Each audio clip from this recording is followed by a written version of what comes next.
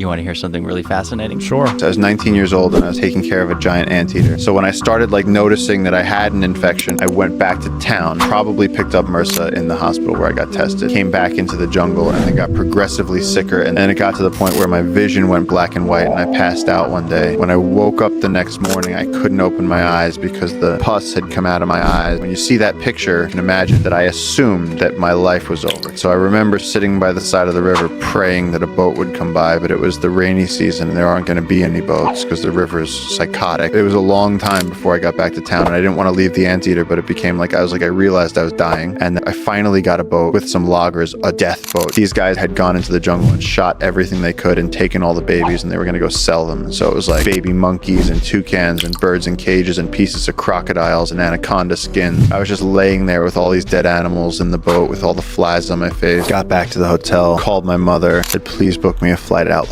today.